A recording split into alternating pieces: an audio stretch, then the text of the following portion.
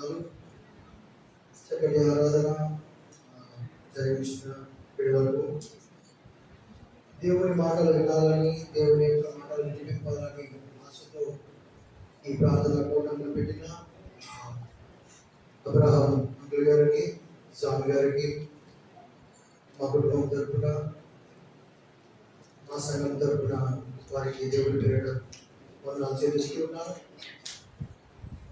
చిన్న ప్రార్థన చేసుకుని మనం దేవుడి వాక్యాన్ని త్వరగా ధ్యానం చేసుకుందాం. సమయం ఉంటుంది కనుక ప్రార్థన అయితే చిన్న ప్రార్థన చేసుకుందాం. మమ్మల్ని వీటిని ప్రేమిస్తున్న మా దేవానికి వందనాలు, స్తోత్రములు చెల్లిస్తున్నాను. ఇంతవరకు నా తండ్రి నీ కృపాక్షేమం ద్వారా నా తండ్రి మమ్మల్ని అద్భుతంగా కాపాడి మరి ఒక దినం నా ప్రభావం అనుగ్రహించినందుకు స్తోత్రములు చెల్లిస్తున్నాను. ఈ సాయంకాలం వేళ నా ప్రభావం ఎందరో నా తండ్రి వారి వారి పనుల్లో నా ప్రభావం వారి నిలగ్నమై ప్రయాణాలు చేస్తూ, ఉద్యోగాలు చేస్తూ, కుటుంబాలతో గడుపుతూ వారి సమయాన్ని నా ప్రభావం వెచ్చించుండగా మాకు నా తండ్రి ముందు నీవు నా ప్రభావం గ్రహించిన ఈ సమయాన్ని నీ సన్నిధిలో గడపడానికి నా ప్రభావం ఏర్పాటు చేసిన స్తోత్రములు చెల్లిస్తున్నాను.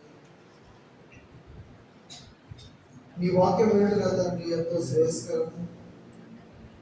నీ వాక్యం నా తండ్రి మాకు ఎంతో బలము. నీ వాక్యం ద్వారా నా తండ్రి మేము ఆదరణ పొందడానికి అవకాశము నువ్వు కలిగిస్తున్నందుకు స్తోత్రములు చెల్లిస్తున్నాను.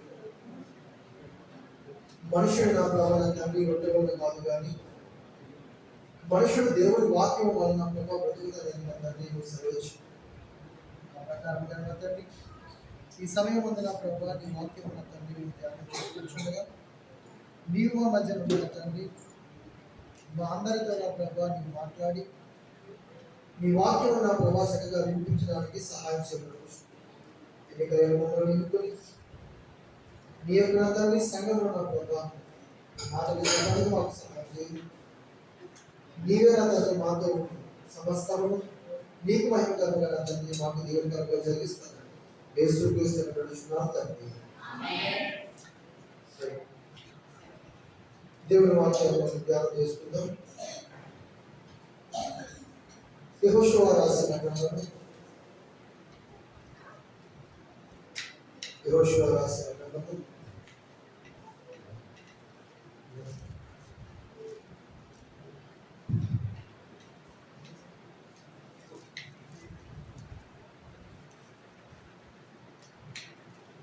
యెహోషువ రాసిన గ్రంథము మొదటి అధ్యాయము, యెహోషువ రాసిన గ్రంథము మొదటి అధ్యాయము 5వ వచనము 6వ వచనాన్ని నేను చెప్తాను. నాతో కూడా మీరు కలిసి చెప్తారని నేను ఆశిస్తున్నాను.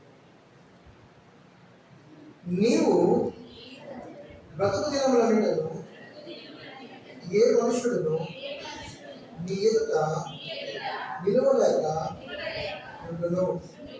నేను మోషేకు తోడైనట్లు నీకును తోడైనను. నిన్ను విడువను, నిన్ను ఎడబాయను. నిబ్బరం కలిగి ధైర్యంగా ఉండును.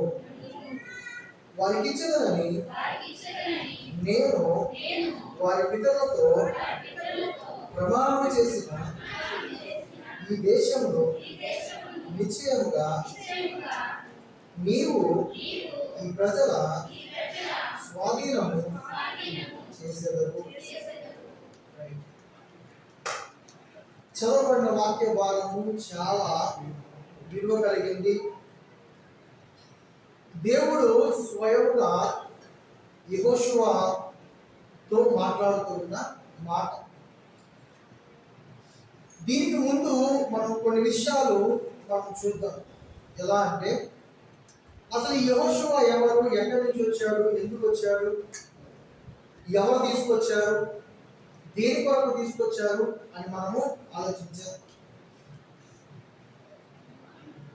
ఐగుప్తు దేశంలో ఇజ్రాయేలీల ప్రజలైన ప్రజలు 400 సంవత్సరాలు బానిస బ్రతుకులు బతుకుతూ ఉన్నప్పుడు వారు పడుతున్న శ్రమలను బట్టి, వారు పడుతున్న దుఃఖాలను బట్టి, వారు అదలాడుతున్న విధానాన్ని చూసి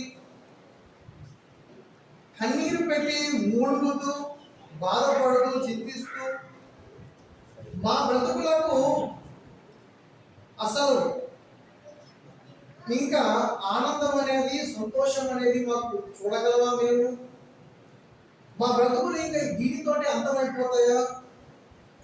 ఇంకా మా బ్రతుకులకు వేరే ఇంకా రోజు అనేది సంతోషంగా గడిపే సమయం అనేది మాకు ఉండదా అని ఏడుస్తూ ఉన్న సమయంలో దేవుడు మోషేను పంపించి, ఈ మోషేను కూడా దేవుని ప్రజలను విడిపించడానికి, దేవుని ప్రజలను బయటకు తీసుకురావడానికి ఆలోచన చేసినప్పుడు గొప్ప మాటలు చెప్పి ధైర్యాన్ని ఇచ్చి ఐగుప్తు దేశంలో ఫరో వద్దకు రప్పించి, ఆ ఫరోతో మాట్లాడిన తర్వాత నా ప్రజలను నా దేవుని ఆరాధించడానికి నువ్వు పంపించాలని చెప్తే ఫరో ఏం చేశాడు? నిరాకరించాడు. దానికి దేవుడు సూచనగా 10 తెగుళ్లను వారి మీద పంపించినప్పుడు, సరేలే ఏదైతే అయింది కానీ నేను పంపిస్తాను మీ దేవుడిని మీరు ఆరాధించుకోవడానికి అని చెప్పి ఆ ఐగుప్తులో ఉన్న ఇశ్రాయేలు ప్రజలందరినీ బయటకు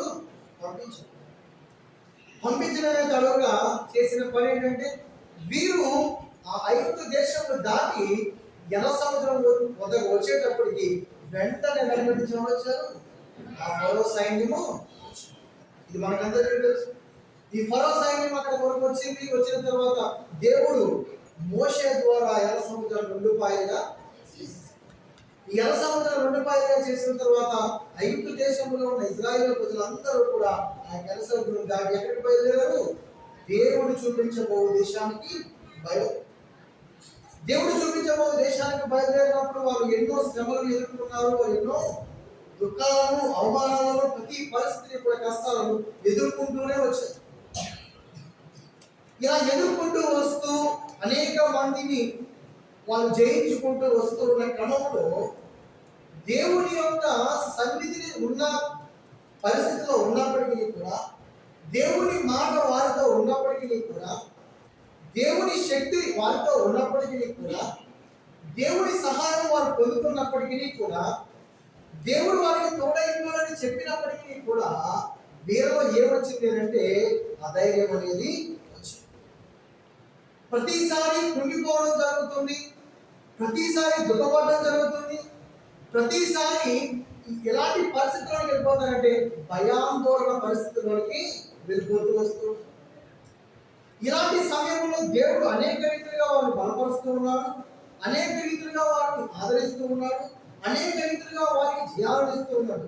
అయినప్పటికీ కూడా వారి జీవితాల్లో ఏది చూడడం లేదంట, దేవుడు మాకు తోడై ఉన్నాడు అన్న మాటను వారు జ్ఞాపకం చేసుకోవడం. అలాంటి పరిస్థితుల్లో మోషేని నడిపిస్తూ కొంత భాగం వారిని తీసుకొచ్చిన తర్వాత దేవుడు మోషేను సినాయి పర్వతం పిలిచిన తర్వాత ఆ తర్వాత ఏం జరిగింది అంటే దేవుడు మోషేను ఎన్నో అద్భుత కార్యాలను వెంబడి ఇశ్రాయేలు ప్రజలను ఆ ఐగుప్తు దేశంలో నుంచి బయటికి తీసుకొచ్చిన తర్వాత జరిగిన పని ఏంటి అంటే మోషే ద్వారా వారు నడిపింపబడుతూ వాళ్ళు ఏమనుకున్నారంటే మమ్మల్ని నడిపించేవాడు మా ముందున్నాడు కాబట్టి మాకు ఎటువంటి దోకాలు ఎదురవుతుంది. కానీ ఉన్నటువంటి మోషే ఏమైపోయాడు? దేవుడి సన్నిధికి వెళ్ళిపోయాడు. ఇప్పుడు తన ప్రజలను నడిపించడానికి ఎవరిని ఎన్నుకోవాలని దేవుడు చూస్తూ ఉన్నప్పుడు దేవుని సేవలో, దేవుని పక్షమున, దేవుని పని మీద ఆసక్తి కలిగిన ఒక యవనస్తుని దేవుడు ఎన్నుకున్నాడు. చూసి దేవుడు ఎన్నుకోవడానికి ముందుగా యెహోషువ చేసిన పని ఏంటి అంటే దేవుని సేవకుడు యాజకుడైన మోషే వెనకాల ప్రతి విషయంలో ఏం చేస్తున్నాడంట? సహాయం చేస్తూ వస్తున్నాడు. ఈ యవన కాలంలో ఉన్న ప్రజలు అంటే యవన కాలంలో ఉన్న బిడ్డలు ఏం చేస్తూ ఉంటారు? యవన కాలంలో ఉన్న వారు దేని కొరకు పరిగెడుతూ ఉంటారు? యవన కాలంలో ఉన్న వారు దేని వెనకాల తిరుగుతూ ఉంటారు అంటే వాళ్ళకి నచ్చినది చేయడానికి, వాళ్ళకి కావాల్సినది చేసుకోవడానికి, వాళ్ళు ప్రేమించింది దగ్గరికి తెచ్చుకోవడానికి, వాళ్ళు ఇష్టపడిన కోరికను నెరవేర్చుకోవడానికి వాళ్ళు ఏం చేస్తున్నారంటే వాళ్ళ సమయాన్ని, వాళ్ళ బలాన్ని, వాళ్ళ యొక్క దినాలను వాళ్ళు ఏం చేసుకుంటారు, ఖర్చు పెడుతూ ఉంటారు. మనందరికీ తెలిసిందే, మనం చూస్తూనే ఉంటాం. ఎందుకు అనంటే యవన కాలంలో ఉన్న వాళ్ళకు ఉన్న ఆలోచన విధానం ఎలా ఉంటుందంటే, నేను నాకంటూ నా ఇష్టం వచ్చింది చేసుకోవడానికి నా దగ్గర సమయము, నా దగ్గర బలం ఉంది కాబట్టి నేను ఏదైనా చేసుకోగలననే ఆలోచనతో వాళ్ళు ఏం చేస్తూ ఉంటారు, వాళ్ళ దినాలను గడుపుతూ ఉంటారు. కానీ అక్కడ ఉన్న ప్రజల్లో కూడా, ఇప్పుడు ఉన్న ప్రజల్లో కూడా మనం చూస్తే వాళ్ళ వాళ్ళ ఇష్టాలకు, వాళ్ళ వాళ్ళ ఆశయాలకు వాళ్ళు పరిగెడుతున్న సమయంలో యెహోషువ ఏం చేశాడు అంటే, దేవుని పని చేయడానికి దేవుని సేవకుని యొద్దకు వెళ్ళాడు. దేవుని సేవకుడికి సహాయం చేయడం మొదలుపెట్టాడు. ఎలా మొదలుపెట్టాడు, ఎలా చేస్తూ ఉన్నాడు పని అంటే, ఏదో ఒకసారి చెప్పి, లేకపోతే ఇష్టం వచ్చినప్పుడు, లేకపోతే నచ్చినప్పుడు, లేదా ఏదైనా పని ఉన్నదని చెప్పినప్పుడు యెహోషువ వెళ్ళి పని చేసి వచ్చేవాడు కాదు. ఎలా ఉండేవాడు అంటే వెన్నంటి ఉండేవాడంట. ఇక్కడ మోషేతో ప్రతి విషయంలో ఎలా ఉండేవాడు, వెన్నంటి ఉండేవాడు. ఎక్కడ విడిచిపెట్టలేదు, ఎక్కడ వదిలిపెట్టలేదు, ఏ సమయంలో కూడా దూరంగా లేడు. మోషే ద్వారా నడిపింపబడుతూ దేవునికి దగ్గరైన యవన కాలంలో ఉన్న యెహోషువను దేవుడు ఎన్నుకోవడానికి గల కారణం ఏంటంటే, దేవుని పని మీద ఆసక్తి ఉన్నవాడు. దేవుని పని అంటే పరుగు పరుగున వచ్చేవాడు. దేవుని పని ఏంటంటే అన్ని విడిచిపెట్టి వచ్చేవాడు. దేవుని పని కోసం తన సమస్తాన్ని కూడా వదిలిపెట్టేసేవాడు. అలాంటి వారు దేవునికి కావాల్సిన వారు కాబట్టి దేవుడు ఏం చేశాడట, అనేక మంది ఉన్నప్పటికీ కూడా ఎవరిని ఎన్నుకున్నాడు, నూను కుమారుడైన యెహోషువను ఎన్నుకున్నాడు. దేవుడికి స్తోత్రం. దేవుడు ఎన్నుకోవడానికి కూడా ప్రత్యేకతను చూస్తాడు. దేవుడు ఎన్నుకోవడానికి కూడా అర్హతను చూస్తాడు. దేవుడు ఎన్నుకోవడానికి కూడా ఆయనకున్న విలువలను పాటించే వారిని చూస్తాడు. దేవుని పట్ల ఎలా వ్యవహరిస్తున్నాడో కూడా దేవుడు ఖచ్చితంగా చూస్తాడు. అలా చూసి దేవుడు ఏం చేస్తాడంట, వారిని ప్రత్యేకించి ఎన్నుకుంటాడంట. ఊరికనే అందరిని ఎన్నుకుని నా పని చేయమని ఆయన పిలవడు. ఆయన పని కోసం ప్రత్యేకింపబడిన వారుగా ఉన్నవారినే ఆయన ఏం చేస్తాడు, ఎన్నుకుంటాడు. అలాంటి వారి చేత దేవుడి పని జరిగించినప్పుడు, అలాంటి వారి చేత దేవుడి కార్యములు అనేక రీతిలుగా అద్భుతకరమైన విషయాలుగా అనేక మంది ద్వారా అనేక మందికి తెలియపరుస్తూ ఉంటాడు. కాబట్టి యెహోషువ ద్వారా ఆ దేవుడి ప్రజలు నడిపించాలని దేవుడు మంచి ఉద్దేశం కలిగిన వాడై ఉన్నాడు. ఎంతమంది నడిపించాలి అంటే ఒకరిని ఇద్దరిని కాదు, ఎంతమంది నడిపించాలి, ఇంచుమించు 5 లక్షలకు పైబడి ఉన్నవారిని నడిపించాలి.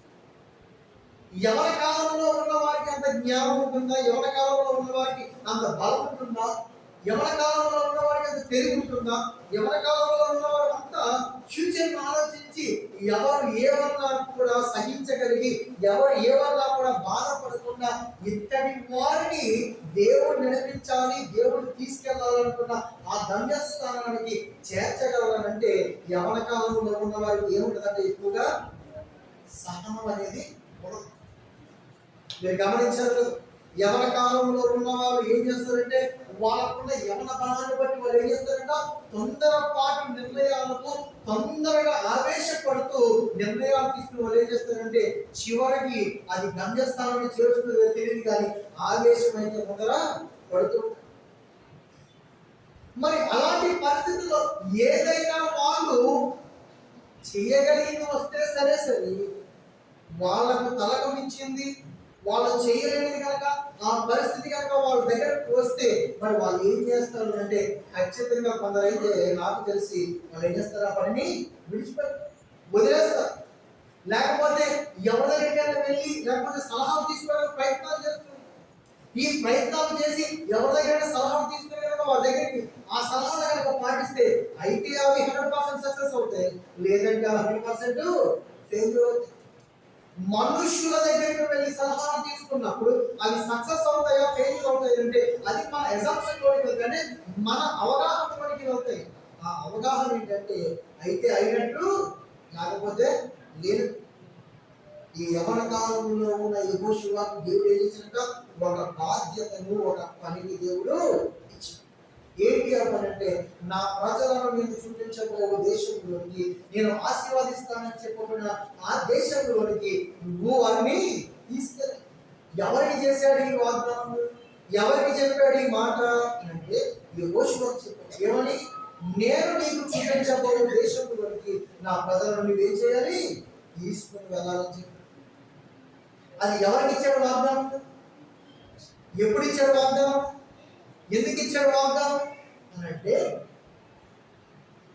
ఆదికాండము 11వ అధ్యాయంలో ఉంటుంది మాట.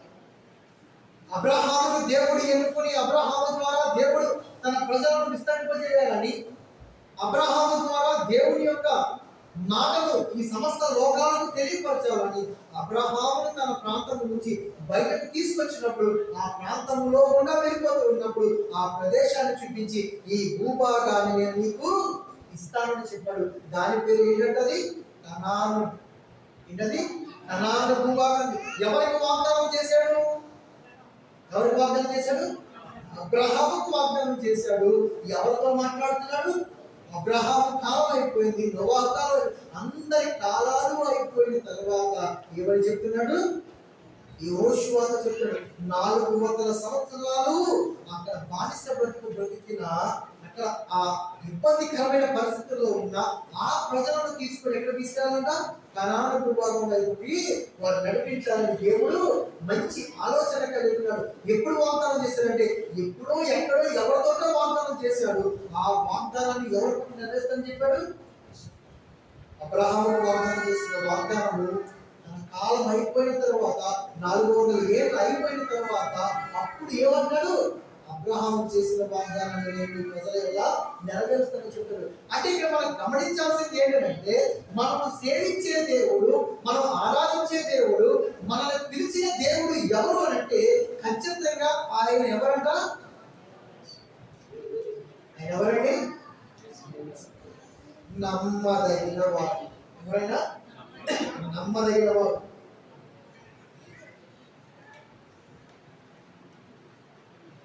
ఆయన ఎవరైనా చెప్తున్నాడు?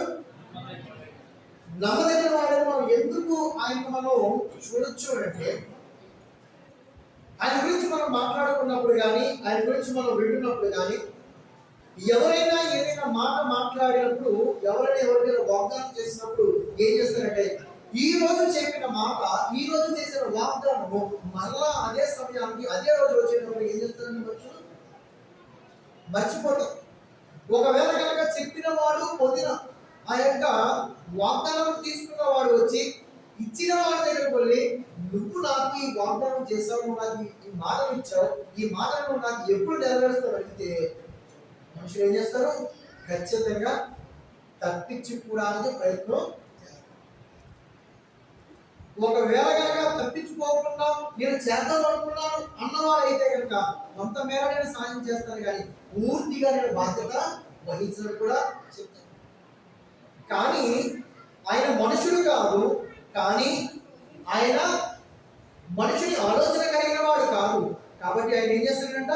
అబ్రహాముతో వాగ్దానం చేసిన దేవుడు తన ప్రజలని, తన పిల్లలకు ఏం చేస్తున్నాడు? దేవుడు ఆ వాగ్దానం నెరవేరుస్తాడు.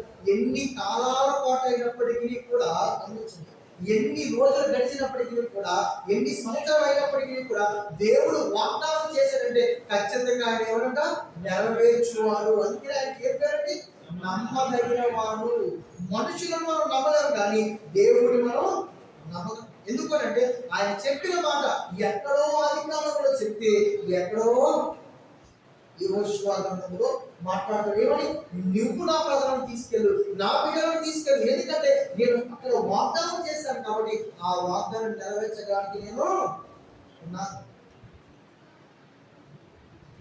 అలా ఆ వాగ్దానాన్ని నెరవేరుస్తూ తన ప్రజలను ఐగుప్తు దేశంలో నుండి ఆ కనాను భూభాగం వైపు వెళ్తూ ఉన్నప్పుడు యెహోషువను ఎన్నుకొని ఆ యొక్క పరిస్థితులను జరిపిస్తూ ఉన్నప్పుడు యెహోషువకు కొంచెం తలవాటు, కొంచెం ఇబ్బంది, లేకపోతే కొంచెం కష్టము, కొంచెం సమస్య అనిపిస్తే ఖచ్చితంగా. ఎందుకంటే ఒకరితో ఒకరు కలిసి వెళ్ళాలి, ఒకరితో కంటే ఇంకా ఎక్కువ మంది అక్కడ ఉన్నవారు కాబట్టి ఎవరితో కలిసే అవకాశం లేదు. మన ఇంటిలోనే మనతో ఉన్నవారే, మనతో పెరిగిన వారే, మన కుటుంబంలో వారే మనం చెప్పిన ఆలోచనకు ఏకీభవించడం అనేది కష్టతరంగా ఉంటుంది. అంతేలేక మనం అందరం కూడా కలిసిమెలిసి ఉంటాం. ఒకే ఇంట్లో ఉన్నప్పటికీ కూడా ఒకరి ఆలోచన వెంబడి వెళ్ళే వాళ్ళు ఎంతమంది ఉన్నారంటే ఎవరు కూడా ఒకరిది ఎవరి ఆలోచన వాళ్ళే, ఎవరి తలంపులు వారి, ఎవరి దారి వారికే, ఎవరికి ఇష్టం వచ్చినట్టు వారికి. కానీ అలాంటి పరిస్థితుల్లో ఎంతమంది ఉన్నారు అక్కడ? ఇంచుమించు 5 లక్షల మంది. ఎంతమంది నడిపించాలి? ఒక్కరు నడిపించాలి. ఒక్కరు నడిపించాలి. ఎంతమంది అంటే ఏ అనుభవం లేని వాడు ఎలా నడిపిస్తాడు అంటే నడిపించడం కష్టం. అలాంటి సమయంలో దేవుడు గొప్ప వాగ్దానం చేస్తున్నాడు. ఏమని వాగ్దానం చేస్తాడంటే నీవు నీ బ్రతుకు దినములన్నిటిలో నువ్వు జడియకుండా ఏమని చెప్తాడు చూడండి సార్. నీ బ్రతుకు దినములన్నిటిలో ఏ మనుషుడు నీ ఎదుట నిలవలేకపోయాడు, నేను మోషేకు తోడైనట్లు నీకును తోడైను. చూడండి, నమ్మదైన వాడు మాట్లాడే మాట ఎలా ఉంటుందో చూడండి, ఒకసారి ఆలోచించండి. ఏమని మాట్లాడతాడు? నీవు బ్రతుకు దినములన్నిటిలో, నీవు బ్రతికే ప్రతి రోజు కూడా, నీవు జీవించే ప్రతి దినము కూడా ఏ మనుషుడు కూడా నీ ఎదుట నిలవలేడు అని చెబుతూ ఏమంటాడంటే నేను మోషేకు తోడైనట్లు నీకును. స్తోత్రం. ఎందుకు చెప్తున్నాను చెప్పండి? మనకు ఒక సాక్ష్యం కావాలి. ఇప్పుడు నిజముగా ఒకవేళ దేవుడే కనుక నేను ఈ పని చేస్తాను అని అంటే కనుక దానికి మనకి ఏం కావాలి? సాక్ష్యం కావాలి. ఎవరైనా మనకి ఉదాహరణ పెద్దవారు మనకి ఏదైనా సాయం చేస్తారని కానీ, లేకపోతే వారు మంచితనాన్ని బట్టి ఎవరైనా మనకు సాయం చేస్తారని కానీ నువ్వు వెళ్ళు అని చెప్తే మనం వెంటనే వెళ్ళిపోతామా? వెంటనే కాదు.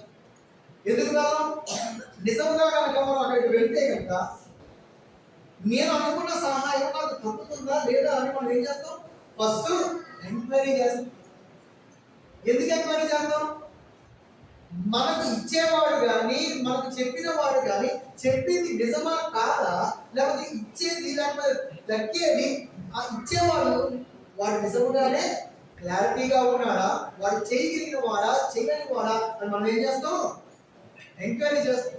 ఈ ఎంక్వైరీని ఏమంటారంటే సాక్ష్యాలను సేకరించడం, అంటే వాళ్ళ అనుభవాలను సేకరించడం.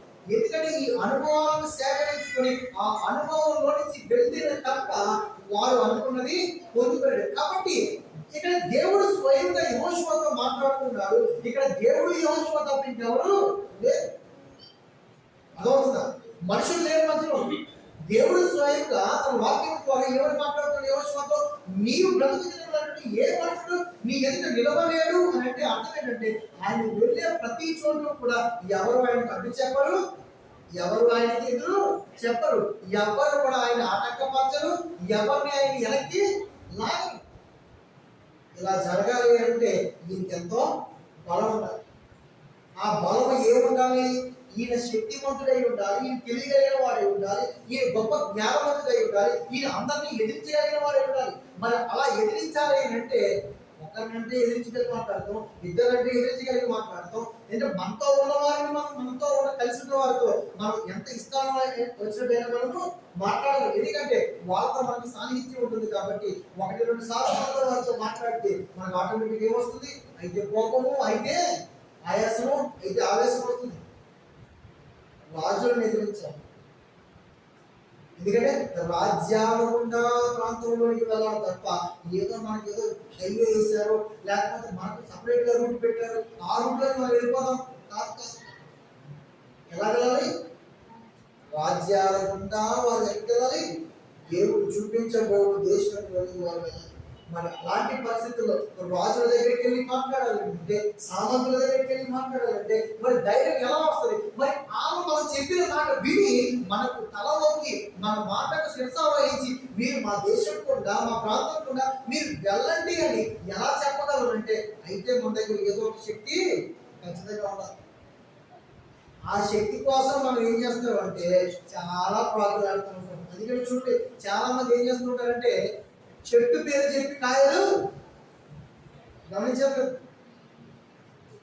మీరు గమనించారు ఏమంటారు తెలుసా, నేను పలానా పలానా వాడి దగ్గర ఏంటి ఆఫీస్లో పలానా పలానా వాడి దగ్గర పని చేస్తూ ఉన్నాను కాబట్టి అక్కడ పేరు చెప్పుకుని ఇక్కడ వీళ్ళు ఏం చేస్తుంటారు, కాలాన్ని గడుపుతూ ఉంటారు.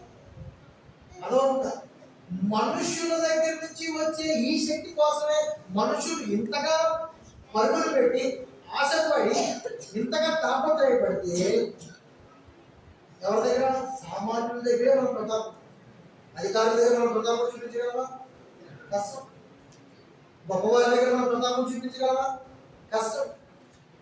కానీ యెహోషువ అంత పని చేయాలి అంటే ఖచ్చితంగా తన దగ్గర ఏదో ఒక క్యాపబిలిటీ, అంటే తనకు ఒక సామర్థ్యత కలిగి ఉండాలి, తన ఒక శక్తివంతుడై ఉండాలి. మరి అలాంటి శక్తి ఎవరిస్తారు అంటే, ఇంతమందిని తీసుకొని వెళ్తూ ఉన్నప్పుడు ఎవరిస్తారు శక్తి మనకి?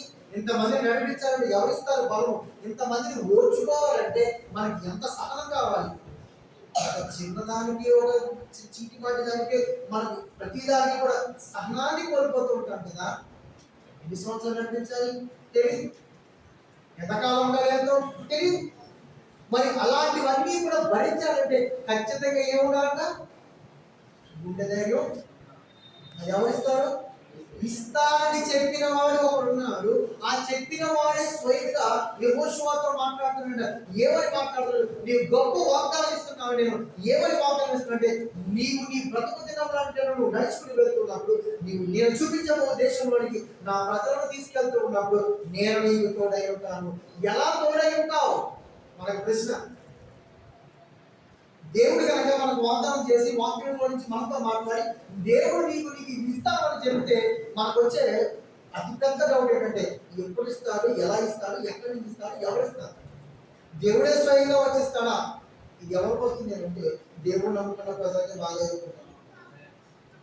మీరు గమనించాలి, దేవుడు నమ్ముకున్న ప్రజలు, దేవుడు వాక్యం వింటున్న ప్రజలే, దేవుడితో గడుపుతున్నామని చెప్పుకుంటున్న వారే ఏం చేస్తుంటారంటే అతి ఎక్కువ డౌట్లు అడుగుతున్నారు. అంటే ఏంటి, ఏం జరుగుతుంది వారి హృదయాల్లో? అంటే దేవుడి వాక్యం ఎంతవరకు పనిచేస్తుందంటే, దేవుడి వాక్యం పనిచేస్తూ ఉన్నదని చెప్పుకుంటూ తిరుగుతూ ఉన్న వారిలో దేవుడి వాక్యం పనిచేయకుండా పోతుంది. అందుకనే మనిషిలో ఏమొస్తుంది? అధైర్యము, భయము, వణకు, ఇవన్నీ ఖచ్చితంగా. ఎందుకంటే ఈ పరిస్థితులను ఎలా దాటాలి? ఏ పరిస్థితి? ఏదైనా కూడా దేవుడు చేసిందే తప్ప ఏది కూడా దేవుడు చేయలేదు ఈ భూమి మీద లేదు. అయినప్పటికీ మానవుడుకున్న హృదయ ఆలోచన ప్రకారం వాడు ఏం చేసుకుంటారంట? ఖచ్చితంగా భయపడుతూనే ఉంటుంది. అలాంటి వారికి దేవుడు ఇస్తున్న వాగ్దానం ఏంటంటే, ఈ రోజు చెప్తున్న వారు ఏంటంటే, మనం దేవుడి వాక్యంలో నుంచి నేర్చుకుంటూనే ఉన్నాం. 365 రోజులకు సరిపడగా ఏమని చెప్పినాడు దేవుడు? భయపడము, భయపడము, భయపడము. మనిషిని బాగా పొంగదీసేది, మనిషిని బాగా అణగదొక్కేది ఏమైనా ఉన్నది అంటే ఖచ్చితంగా దానికి భయం అనేదే. ఎంత గొప్పవాడైనప్పటికీ, ఎంత ధైర్యశాలైనప్పటికీ, ఎంత జ్ఞానవంతుడైనప్పటికీ ఏదో ఒక పరిస్థితులు తన జీవితం గురించి తను ఆలోచించుకున్నప్పుడు ఖచ్చితంగా రేపన్న రోజు నా పరిస్థితి ఏంటి అని వాడు ఏదో ఒక క్షణాన్ని ఏం చేస్తాడు? ఖచ్చితంగా భయపడతాడు. అలాంటి పరిస్థితి కనుక వస్తే, వారి ఆలోచన కనుక ఎక్కువైతే ఖచ్చితంగా వాడు ఎవరు అందరి ముందు బాగా ప్రదర్శన చేయించేమో కానీ లోపల వాడు ఏమైపోతుంటాడు? కృంగిపోతూ ఉంటాడు. అలాంటి కృంగుదల మనం ఎక్కడ చూడగలమంటే వారి ముఖ కవలికల్లో మనం చూసుకోగలం. పైకి మనం అందరం ఎలా ఉన్నాం? బాగున్నాం. ఎంత బాగున్నాం? చాలా బాగున్నాం. అంతా కులాసైనా, అంతా కులాసే. పిల్లలు ఎలా ఉన్నారు? అందరూ బాగున్నారు. అంత బాగానే ఉంది అంటాం. కానీ మానవులోనికి వెళ్ళిన తర్వాత వాళ్ళకి ఏదైనా ప్రశ్న అడిగితే వాళ్ళు చెప్పే మాట ఏంటి? అనుకున్నట్టుగా జరగలేదు. రేపన్న రోజు నా జీవితం ఏంటో నాకే అర్థాలు ఉన్నాయి. ఈ రోజు కలిసిపోయేది బాగానే ఉంది, కానీ రేపన్న రోజు నా పరిస్థితి ఏంటి? ఒకవేళ కనుక నేను పోతే ఏంటి నా పరిస్థితి? చెప్పలేదు. ఏ క్షణంలో ఎవరు ఎక్కడ ఎలా పోతున్నారో, ఎలా చనిపోతారో మానవుడికి తెలియదు. ఉంటామని చెప్పి, ఉంటామని అనుకుని, ఆశలు పడి, కోరికలు కలిగి, ఫ్యూచర్ గురించి ఆలోచన చేసి ఎన్నో చోట్లకు తిరిగి ఎంతో కూడబెట్టినా కూడా మనుషుల హృదయంలో ఏమున్నది? భయం. ఏ భయం అది? మరణ భయం. అలాంటి పరిస్థితుల్లో దానికంటే ముందు ఈ రోజు ఎలా గడపాలి అని అనుకుంటున్నా వారికి దేవుడు ఇస్తున్న గొప్ప వాగ్దానం ఏంటంటే నేను మీతో ఉన్నాను. దానికి ఏమని చెప్తాడు? ఆయనగానే సాక్ష్యం చెప్పుకున్నాడు, ఆయనగానే తెలియపరుచుకున్నాడు. ఏమని తెలియపరుస్తుందంటే నేను మోషేకు తోడైనట్టు నీకును. అంటే మనం మోషే కోసం కూడా ఒకసారి ఆలోచించాలి. ఎందుకనంటే యోషువతో మాట్లాడేవాడు మోషే గురించి చెప్తున్నాడు. అంటే ఆల్రెడీ మోషేకు సహాయం చేశాడు, ఆల్రెడీ మోషేతో ఉన్నాడు, మోషేను నడిపించాడు. మోషేకు ప్రతి పరిస్థితుల్లో కూడా ఏం చేశాడా? ఎక్కడ ఎలాంటి పరిస్థితులు అంటే మొట్టమొదటిగా మోషే పుట్టినలో నుంచి కూడా దేవుడు ఏమైనా మోషేకు తోడైతూనే ఉన్నాడు. ఎక్కడ దేవుడి గురించి పెట్టలేదు మోషే, ఎక్కడ దేవుడు వదిలిపెట్టలేదు మోషే. ఎందుకంటే దేవుడి కార్యం జరిగించుకోవడానికి. కాబట్టి దేవుడు చేసినట్ట మోషేతోటే. మోషే పుట్టే కాలంలో అక్కడ పరిస్థితి ఏంటంటే ఫరో ఏమన్నాడు? ఈ మగ పిల్లలందరినీ కూడా చంపే ఉన్నది ఇంకా ఉంచద్దు. ఎందుకనంటే మనకంటే వీరి జనాభా బాగా పెరిగిపోతుంది, ఎందుకంటే వీరు మనకంటే బాగా బలవంతులు అయిపోతారు, ఎందుకంటే వీరు మన దేశాన్ని ఆక్రమించుకుని వీళ్ళ ప్రభావము మన మీద చూపిస్తారు. కాబట్టి ఇక్కడ నుంచి మనం ఏం చేయాలంటే వీరిని అనగదొక్కాలంటే వీరికి గర్భము రాకుండా చేయాలి. ఒకవేళ గర్భము ధరించిన వారైతే ఆ గర్భంలో నుంచి వచ్చేవారు మనం ఏం చేయాలి? మొట్టమొదటి మోషే పుట్టుకలోనే ఆటంకం, మోషే పుట్టికే కష్టతరం. మోషే పుట్టిన తర్వాత ఏమైందంటే తన అక్కను 3 నెలలు దాచిన తర్వాత తన అక్కనిచ్చి ఆ జమ్ము పెట్టిలో పెట్టి ఎక్కడ తీసుకెళ్ళి నైలు నదిలో వదిలేసి అక్కడ ఏముంటాయంట? ముసలు తిరుగుతూ ఉంటాయి. గోదావరి వచ్చింది కదా మనకి, ఎర్ర గోదావరి ఈ కాలంలో ఎక్కువ. ఆ గోదావరి చూడడానికి చాలా మంది వెళ్తూ ఉంటారు, చూసి దాని దగ్గర ఫోటోలు తీసుకుంటున్నారు, మంచిది. అలా వెళ్తూ ఉన్న ఆ ఆరే నీటిలో కింద కనిపించని ఆ చోటున లోపల పడుగు పెట్టి మనం నించోగలమా? కష్టం. నైలు నదిలో జమ్ము పెట్టెలో పెట్టి ప్రాణాలకు తెగించి ఇక్కడ నా దగ్గర ఉన్న ప్రాణం పోతుంది, దేవా నువ్వే కాపాడు, ఈ బిడ్డను నువ్వు ఏదో ఒకటి చేయని చెప్పి తన తల్లి ఆ పెట్టెలో పెట్టి ఏం చేసింది? ఆ నీటిలో వదిలేసింది. ఆ నీటిలో వదిలేసి తన అక్కడ దూరంగా కాపలా పెట్టి ఏం చేసిందట?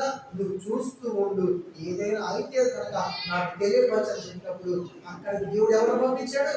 ఫరో కుమార్తెను పంపించాడు. ఎందుకు పంపించాడు?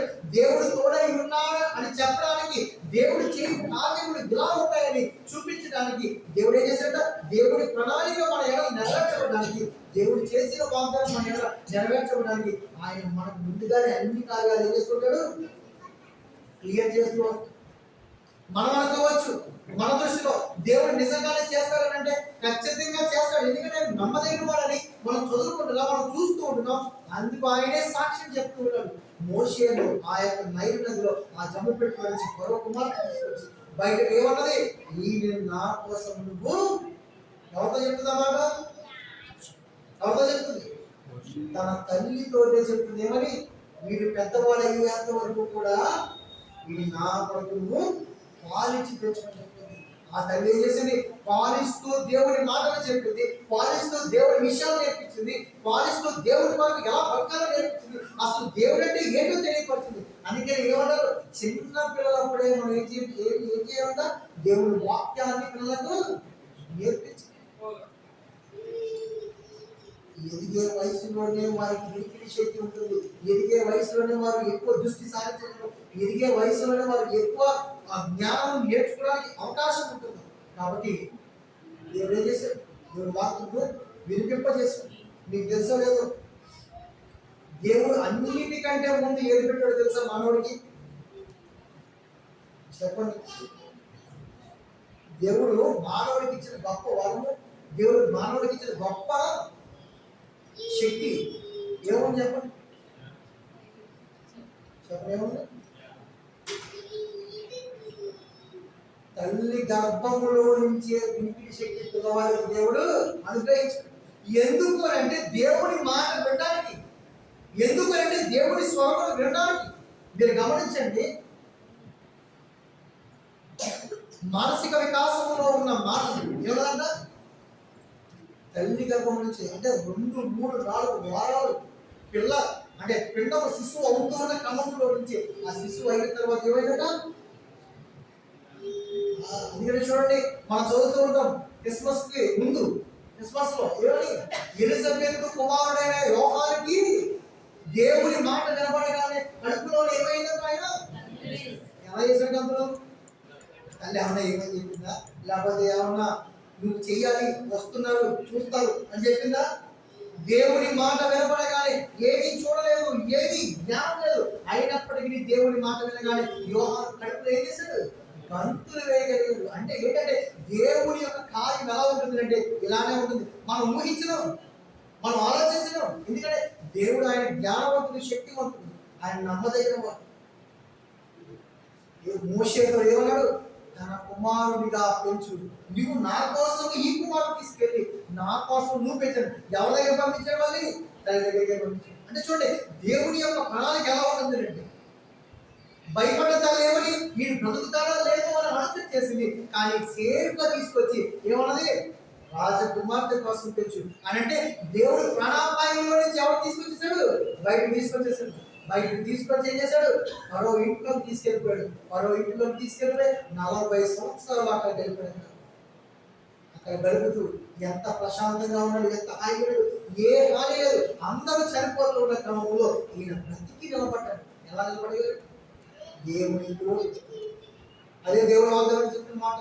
ఎవరు? నేను మోషేకు తోడు. ఆయన పుట్టుకలో నుంచి దేవుడు తోడుగా ఉన్నాడు, ఆయన ఎదిగే క్రమంలో దేవుడు తోడుగా ఉన్నాడు. ఆయన దేవుని పని చేయడానికి ఆయన మళ్ళీ తిరిగి తన యొక్క చోటు నుంచి ఫరో దగ్గరికి వచ్చినప్పుడు కూడా దేవుడు మోషేకు తోడైండు. ఫరో దగ్గరికి వెళ్ళమని చెప్పాడు. దేవుడు మాట్లాడాడు. ఏమని మాట్లాడాడంటే, ఇదిగో నువ్వు నా ప్రజలను విడిపించడానికి నువ్వు ఫరో దగ్గరికి వెళ్ళాలని చెప్పినప్పుడు ఆయన ఏం చేశాడు? నాకు ఏం లేదు, వాక్యత, నేను మాట్లాడలేను, నా వల్ల నా కుదరదు, నేను చేయలేను, ఇది నాకు కష్టతరం అని చెప్పినప్పుడు ఆయన చెప్పిన మాట ఏంటంటే, నేను నీతో ఉన్నాను, నేను చెప్పింది నువ్వు చెప్పు. ఈరోజు మనం చెప్పగలమా? దేవా నీవు నాకు తోడై ఉన్నావు, నేను చేస్తానన్న పని నువ్వు చేస్తావు కనుక నేను నీ మీద ఆధారపడి ఉన్నానని మనం చెప్పగలమా? చెప్ప. మనకి ఏదైనా వస్తే వాళ్ళ దగ్గర సహాయం, వీళ్ళ దగ్గర సహాయం, ఇంకెవరైనా మనకి సాయం చేసే వాళ్ళు ఉన్నారా లేదా చూద్దాం. ఎవరు సాయం చేస్తారు? ఎదురు గావించడం, మన పరిస్థితిని తీసుకెళ్ళి ప్రతి ఒక్కరి దగ్గర వివరించుకోవడం, అది విన్నవారు మనకి సలహాలు చెప్తారని మనం ఆలోచన చేసే లోపే మన గురించి చెప్పకపోవడం అన్నీ కూడా ఇతరులకు చెప్పడం. మనం చెప్పింది ఒకటైతే మన గురించి చెప్పారు ఇంకొకటి. మన పరిస్థితి మనం గుట్టుగా ఉంటుందని ఊళ్ళే మనకు సహాయం చేస్తారు కదా, మనం వెళ్ళి వాళ్ళ దగ్గర చెప్తే వాళ్ళు ఏం చేస్తారంటే మనకంటే ఉంది కానీ 10 మందికి చెప్పడం. ఇలాంటి పరిస్థితి అన్ని చూసినప్పుడు మనకి ఏమొస్తుంది? అంత భయం, అంత నిరాశ, అంత నిష్పత్తి. కానీ దేవుడు ఏం చెప్తాడు తెలుసా? నేను చెప్పింది నువ్వు చేయి, నేను చెప్పినట్టు నువ్వు చేయి, నేను నీతో ఉంటా. దేవుడు ఏమన్నాడు? నేను చెప్పింది నువ్వు చేయి, నేను చెప్పినట్టు నువ్వు చేయి, నేను నీతో ఉంటా. నేను చెప్పింది నువ్వు చెప్పి వెళ్తా. ఏదైనా సమస్య వచ్చినప్పుడు, ఏదైనా ఇబ్బంది వచ్చినప్పుడు ఒక్కటే మాట మనం మాట్లాడాల్సింది, నా దేవుడు నాకు చాలు. ఎందుకు అంటే ఆయన వాగ్దానం చేసి ఆయన వాగ్దానం ఇచ్చి వదిలిపెట్టేసేవాడు కాబట్టి ఆయన చెప్పిన మాటలు మనం ఖచ్చితంగా ఏం చేయాలి? చెప్పాలి. ఎందుకంటే అది మనం కృంగదీసే సమయంలో, అది మనం పడదోసే సమయంలో, అది మనం నేలకు వరించే సమయంలో మనకు దేవుడు తోడైతే అదేమవుతుంది? వెంటనే నువ్వు శక్తివంతుడుగా ఉన్నప్పుడు ఏది కూడా ఉండవు. నువ్వు ధైర్యంగా ఉన్నప్పుడు దేనిని ఎదుర్కోలేవు. అందుకని చూడండి, ఎవరి కాలంలో ఉన్న వారి గురించి దేవుడు మాట్లాడే, ఎవరి కాలంలో పుట్టిన కుమారుడు ఎలా బలవంతుని చేతిలోని బాణం వేసినప్పుడు ఆ యొక్క శక్తితో ఉపయోగించి ఆ బాణాన్ని వదిలినప్పుడు ఎంత ఫోర్స్ వెళ్తుందో తెలుసా? బలవాడు ఎక్కువ ఎవరు తెలుసా? పట్లాట్లో ఎవరు ఎక్కువగా ఉంటారో తెలుసా నీకు? వయసులో ఉన్న వాళ్ళు. ఎందుకు? ఆ బలంతో కొడితే అంతవాడికి ఎంత గట్టిగా తగ్గుతుంది. పోటీకి ఎవరు ఎక్కువ వెళ్తారో తెలుసా మీకు?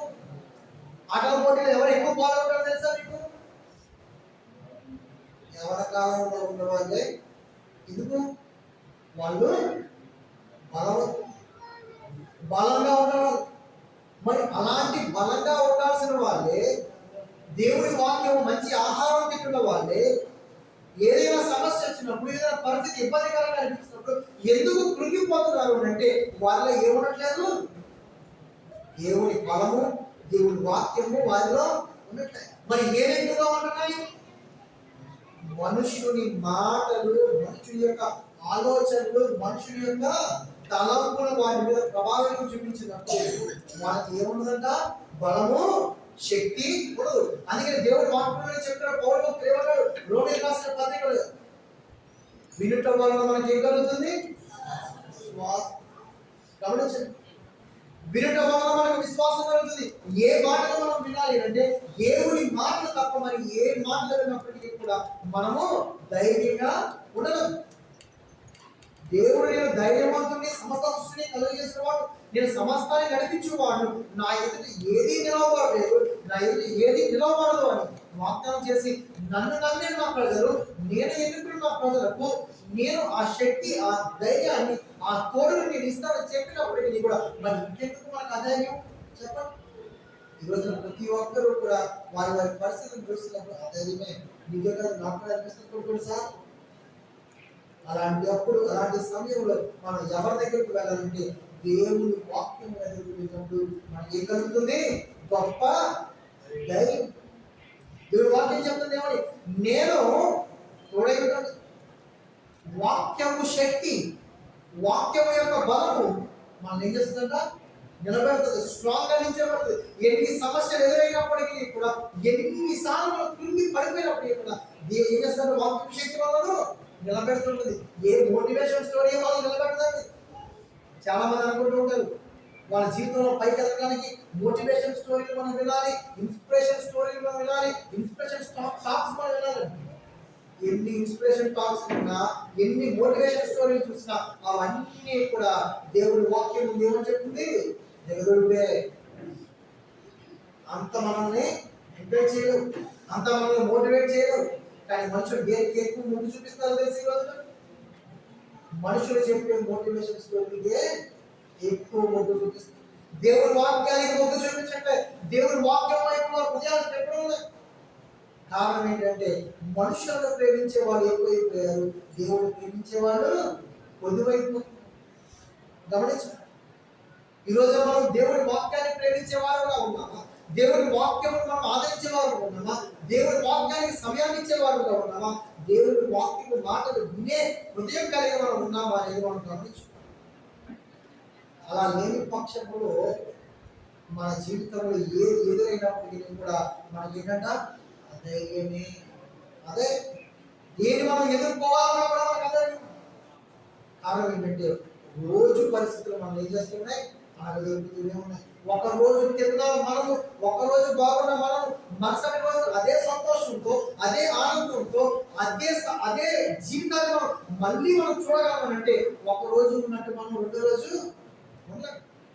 కానీ దేవుడు వాక్యం చెప్తున్న మాట ఏంటో తెలుసా? దేవుడు కనుక నీ హృదయంలో కనుక ఉంటే, దేవుడు వాక్యం కనుక నీ హృదయంలో ఉంటే ప్రతి రోజు కూడా ఆనందంతో ఉంటుంది. దేవుడి స్తోత్రం. ప్రతి రోజు కూడా ఆనందంతో ఉంటుంది. ఎందుకంటే మన సమయాన్ని దేవుడితో మనం గడుపుతాం, మన ప్రతి పరిస్థితిని కూడా దేవుడికి కూడా చెప్పుకుంటాం.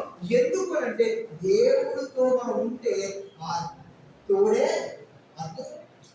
దేవుడి తోడు మహా అద్భుతం. మనుషుల యొక్క తోడు, మనుషుల యొక్క సహాయము ఎటువంటిది అంటే ఇంతలో కనబడి అంతలో మాయము, ఇంతలో కనబడి అంతలో మాయమైపోతుంది. అందుకని దేవుడు మాట్లాడుతున్నాడు, మోషేకు నేను నీకు తోడైనట్లు నేను నీకు అంటే ఆయనగానే సాక్ష్యం ఇస్తున్నాడు. ఎందుకు సాక్ష్యం ఇవ్వాలి అంటే మనుషులు నమ్మడానికి ఏదో ఒక సాక్ష్యం ఉంటే. ఇప్పుడు చూడండి, ఎవరైనా ఏదైనా ఒక పని చేసినప్పుడు దానికి వెనకాల ఏం చెప్పాలంట? ముందుగానే దాని గురించి వాళ్ళు చెప్తూ, కోర్టుకే కనుక మనం వెళ్తే ఆ జడ్జి గారు ముందు కనుక మనం నిల్చుంటే నువ్వేం చేశావు నువ్వు చెప్పింది తర్వాత నిన్ను విచారించిన తర్వాత నీ వెనకాల ఒకరి ఇద్దరిని ఏం చెప్తారు? విచారిస్తారు. ఎందుకు? నువ్వు చెప్పింది రైటా కాదా అని. మనుషులు చెప్పే సాక్ష్యాలన్నీ కూడా నమ్మడము కష్టము, నమ్మలేని సాక్ష్యాలు, నమ్మలేని మాటలు. కాబట్టి మనుషులు ఏం చేస్తుంటారు? ఒకరి ఇద్దరితో వాళ్ళు ముడిపెట్టి దాన్ని కన్ఫర్మ్ చేసుకుంటారు. కానీ దేవుడు అటువంటి వాడు నిన్న నేడు నిరంతరము ఏకరీతిగా ఉండే దేవుడు. కాబట్టి ఆయన మాట ఇచ్చి నెరవేర్చేవాడు. కాబట్టి ఆయన గురించి ఆయనే సాక్ష్యం చెప్తాడు. ఎందుకంటే ఆయన ఎవరి సాక్ష్యం చెప్పినా చాలా. మనం 60 సంవత్సరాలు బతుకుతాం, 70 సంవత్సరాలు బతుకుతాం, తర్వాత ఇంకెవరు అంటే వేరొక తరం అలా తర్వాత మారుతూ ఉన్నప్పటికీ దేవుడు వాక్యం వారి ప్రజలకు తెలియపరచడానికి ఎవరు చెప్తారు అంటే ఆయనే తన వాక్యాన్ని తన ప్రజలకు, తన మాటని తన ప్రజలకు. మరి అలాంటి సాక్షి ఎవరిస్తారు? నేనుంటానా, మీరుంటారా, ఇంకెవరైనా ఉంటారంటే ఎవరు? మరి ఆయన గురించి ఆయన చెప్పుకుంటే తప్ప ఆయనకు ఆయనే సాక్ష్యం చెప్తున్నాడు. ఆయన గురించి ఆయనే చెప్తున్నాడు. ఏమని? నేను పలానా వారికి నేను చేసిన కార్యాలు చూడు, నువ్వు భయపడకు. వాళ్ళ జీవితంలో జరిగిందంటే ఖచ్చితంగా నేను చేశాను, వాళ్ళ జీవితంలో జరిగిందంటే ఖచ్చితంగా నేను ఉన్నాను. అదే పని తీసుకొచ్చి యాజ్ ఇట్ ఈజ్ నేను నీకు ఆలోచన చేయి. నువ్వు ముందుకు సాగిపో. నేను చేస్తానో పనులన్నింటినీ కూడా నీ ఎదురు నేను ఏం చేస్తాను? ఖచ్చితంగా నెరవేరుస్తాను. నువ్వు అడుగులు ముందుకు వేస్తూ వెళ్ళు. ఎందుకు ఆగిపోతూ ఉన్నావు? ఎందుకు ఆలోచన చేస్తూ ఉన్నావు? ఎందుకు నువ్వు చేయలేదని, ఎందుకు నేను నీ వెనక రాను, ఎందుకు నువ్వు భయపడుతూ ఉన్నావు? నేను నీ వెనకాలే ఉన్నాను. ఎవరైనా ఇజ్రాయేల్ వచ్చిన ఆయన పగలు మేఘస్తంభం వలె, రాత్రి అగ్నిస్తంభం. వాళ్ళు నడిచి ప్రతి చోటున కూడా వాళ్ళు పగలు చక్కటి చల్లని వాతావరణం, రాత్రి వాళ్ళ దగ్గర ఎటువంటి తెగులు, ఎటువంటి హానికరమైన ప్రదేశంలో ఉన్నప్పటికీ కూడా వాళ్ళకి ఏ హాని జరగకుండా వాళ్ళకి మధ్యలో ఉండి వెలుగునిచ్చి వాళ్ళకి ఉన్నారు. ఎవరుంటారు మనతో? కట్టుకున్న భార్య ఉంటుందా? కట్టుకున్న భర్త ఉంటాడా? మనతో పుట్టిన అన్నదమ్ములు ఉంటారా? మనతో పుట్టిన అక్క చెల్లెలు ఉంటారా? అంటే ఎవరు మనతో ఉండరు. అందరూ కూడా ఈ అంత్యకాలంలో ఎలాంటి వారు అంటే చెప్తాను చూడండి. తిమోతికి రాసిన 2వ పత్రికలో ఉంటుంది 2వ అధ్యాయం.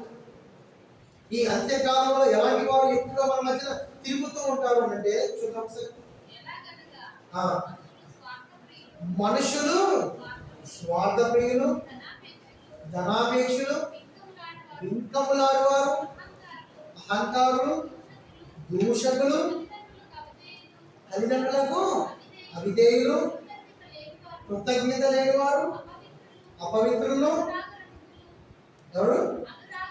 అనురాగరహితులు, అతిద్వేషులు, అపవాదకులు, అజితేంద్రియులు, క్రూరులు, సజ్జనద్వేషులు, ద్రోహులు, మూర్ఖులు, గర్వాంధులు, దేవుని కంటే సుఖముని ఎక్కువగా ప్రేమించువారు, పైకి భక్తి కలిగిన వారి వల్ల ఉంటూ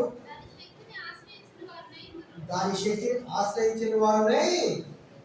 ఎలాంటి వారు ఎక్కువ కనబడతారు? ఎలాంటి వారు ఎక్కువ కనబడతారు మనకి? స్వార్థ ప్రియులు. స్వార్థం. దేవుడి దగ్గర రావడం స్వార్థం, దేవుడితో ఉండడం స్వార్థం, దేవుడి పనిలో స్వార్థం, చేసే ప్రతి దాంట్లో స్వార్థం. ఇంటిలోనే ఉన్నా, అందరితోటే ఉన్నా, కలిసిమెలిసి ఉన్నా ఎంతో కొంత స్వార్థం. అందుకే చూడండి, కుటుంబాల కలహాలు ఎందుకు వస్తున్నాయి? చిన్న స్వార్థమే. ఎందుకు చూపిస్తారు? ఎక్కువ కూడా కాదు. దేవుడు చెప్పిన మాట ఏంటంటే ఆవగించంత విశ్వాసం ఉంటే గొప్ప గొప్ప కార్యాలు చూస్తారు. చెప్తే మనుషులు చేసే పని ఏంటంటే విశ్రాంత స్వార్థం చూపించి మనుషులు ఏం చేస్తున్నారు? మరి ఇలాంటి సమయంలో మనకి ఎవరితో నమ్ముతారు చెప్పండి?